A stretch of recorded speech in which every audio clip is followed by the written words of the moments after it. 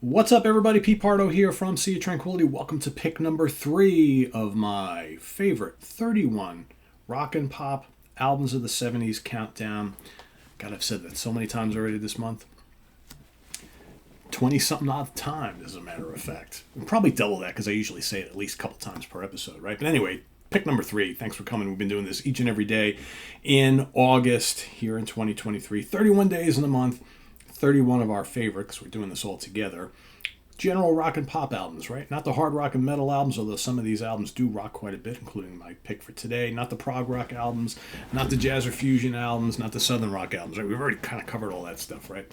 But today, for number 3, we're going to take a look at an album. It's the 5th album by this British band, released August 2nd, 1971. Excuse me. Recorded at Olympic Studios in London, England, Stargroves in East Woodhay, and using the Rolling Stones mobile studio.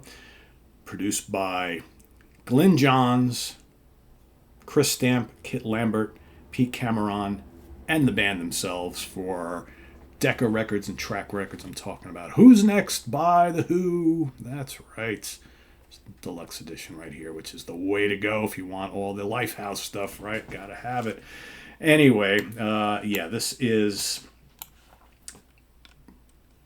arguably my favorite Who album, right? There's another one that came out in 1969, which, usually jockeys for the position of number 1 with me.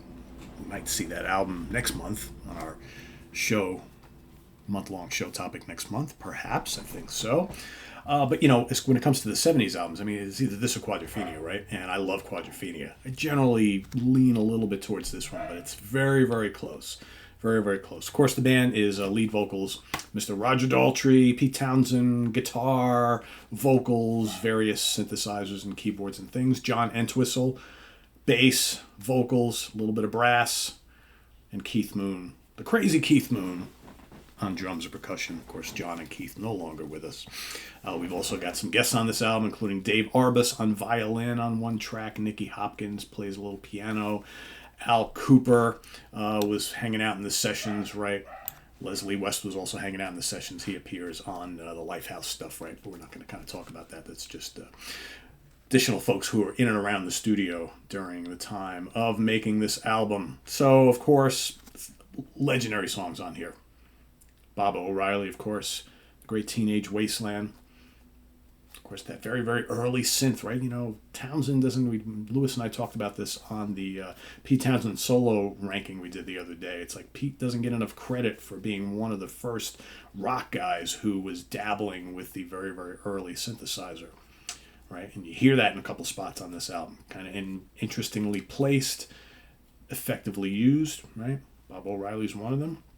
You got Bargain, just a great straightforward rock song with a great hook.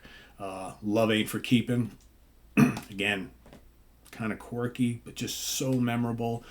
You got John's song My Wife, all right, the whole lyrical black comedy type thing. Very, very cool song, My Wife, always a good rocker. Always thought John was a pretty good singer, too. I didn't have as much range, I think, as Roger, obviously, but I think very effective in the songs that he sang. The Song Is Over. Poetic, very, very cool. On side 2, you got Getting in Tune, right? Catchy as all hell. Going Mobile, again, so catchy. All these songs are so memorable. The wonderful Behind Blue Eyes, right? Nobody knows what it's like to be hated, right? Behind Blue Eyes, very important song even for today, right? Great lyrics from Townsend, great vocal melodies, the whole thing. And then, of course, it ends with the big epic rocker, Won't Get Fooled Again. One of the great kind of showstoppers in rock history. Won't Get Fooled Again. Awesome song. What more can be said about it? It's just so good. Not a weak track on this album. Just one winner after another. And, obviously, if you take in all the kind of the Lifehouse stuff, all the additional tracks that didn't quite make the regular album, and if you get the deluxe edition, of course, you got all that kind of stuff on here, right? You got Baby Don't You Do It, you got Pure and Easy, you got Water and all that sort of stuff, Naked Eye. I mean, so many great tracks that were written by Townsend during this time period for this big, Lifehouse project thing that just never really came to be till later on. We saw all the stuff come out for that. But yeah, great stuff here. So, charting positions. Australia, number 3. Canada, number 5. Danish charts, number 3. Dutch album charts, number 2. In Finland, number 9. Germany, number 18. Norway, number 6. The UK album charts, number 1. US Billboard's 200 album charts, number 4. And funny enough, Sal, nothing in Italy upon the first release, but when they reissued the album, which is probably this one in 2013, or maybe a later one, I don't know, it crept on up to number 100 in Italy upon the reissue. All right, so, and in fact, also for the reissue, made it back to number 7 in the US. And then on another reissue in 2020, made it to number 156 on the Belgian charts. Certifications. Italy. Well, Sal, here we go. Didn't chart in Italy. However, it went to gold. 25,000 units sold. Go figure. UK, platinum, 300,000 units sold. And in the United States, triple platinum, 3 million copies sold. Pretty big seller for The Who, right? Let's see. What do we got for singles? Let's see. Won't Get Fooled Again, released June 25th, 1971.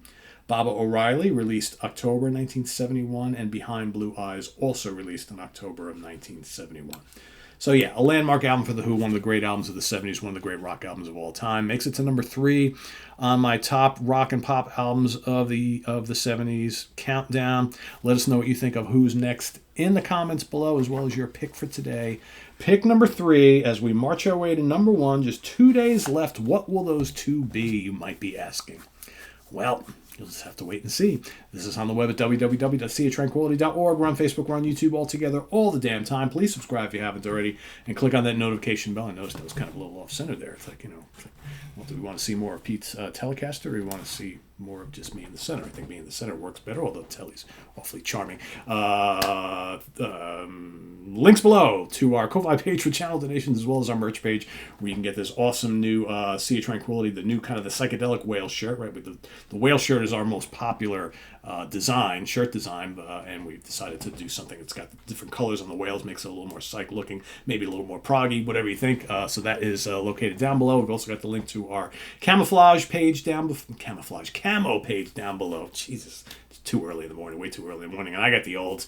Our Cameo page, right, if you want me to do a personalized video for you, that is also the link down below. And please do hit the like button before you leave, very, very important. So thanks for watching, everybody. We'll see you tomorrow morning for pick number 2. Also, tomorrow, it's Sea of Tranquility review day, right? It's What's Hot with Sea of Tranquility Day. Should have a whole bunch of new reviews for you. We got a new Bloodbound. We've got the new Flipcraft. We've got new Bob Holtz. Should have the new Thunder Horse. Might have Richard Wright, the reissue of Richard Wright's album, Wet Dreams. What else do I have on tap? I got in the Golden Earring Live triple CD set, right? Had to buy that. Got new Sherinian Phillips Live. Got new Albert Bouchard. That's kind of what's here. There's a couple other things coming in. I also have some stuff that I've gotten recently that are like late 2022 releases that I just never got to, never heard. So got some of that stuff. And so yeah, plenty of cool new stuff coming in. Got the new Alice Cooper on the way. So hopefully, maybe I'll have that for you next week if it comes in time and I get a chance to listen to it. So lots of new things happening. And so stay tuned. And we'll see you real soon here with more stuff. I'm Pete Pardo. Thanks for watching, everybody. Have a good day. Bye-bye.